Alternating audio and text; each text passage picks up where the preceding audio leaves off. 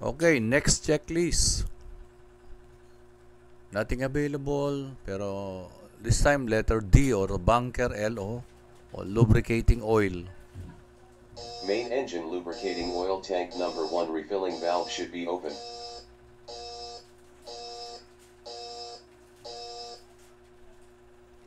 So, main engine lube oil tank number 1, number 2, DG lube oil, and dirty lube oil.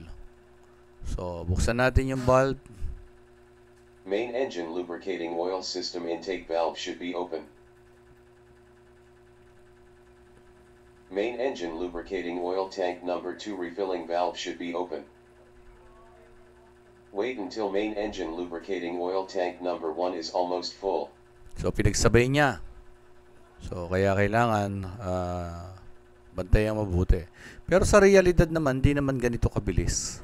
Dito lang kasi hindi tayo pwede matagal na video lang naman ang ginagawa natin. Pero yung learning dapat nandoon na napaka-importanting magbantay. Main engine lubricating oil tank number 1 refilling. Wait until main engine lubricating oil tank number 2 is almost full.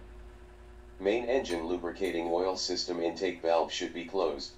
Main engine diesel generator lubricating oil system intake valve should be open. So yun, naisara ko kaagad kasi alam ko na yung gagawin ko. So yung checklist kasi is pag hindi pa masyadong maalam. Pero pag alam mo na, you can close and open valves pagka alam mo na. So buksan natin, ito naman daw yung kakargahan, DG lube oil. Diesel generator lubricating oil tank refilling valve should be open. Wait until diesel generator lubricating oil tank is almost full. Okay, watch keeping again, ano? Another reason kung bakit napaka-importanting tama yung setup, hindi pwedeng mapunta yung lube oil ng DG sa main engine tank. Diesel generator lubricating oil system intake valve should be closed. Diesel generator lubricating oil tank refilling valve should be closed. Okay. So, now, press close checklist button to close the checklist window. So may lube oil na tayo, no? Yung sinabi ko kanina, hindi pwedeng maghalo yan. Kasi magkakaiba ng grade yan, lube oil na yan. Pag naikarga mo rito yung lube oil ng DG sa main engine lube oil, wala na. Hindi mo na mai-separate yan. O kaya naman yung main engine sa DG, hindi na. Magkakaiba kasi ng grade yan para sa iba-ibang machineries. Ganun. So, same. So, meron siyang dirty lube oil dyan. Ayan. So, may mga drain.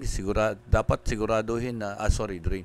Outlet, siguraduhin na yan nakasara during bunkering ng lube oil. Ayan. At yung mga other tanks na hindi intended para doon ikarga yung ikakarga, sarado bago magumpisa.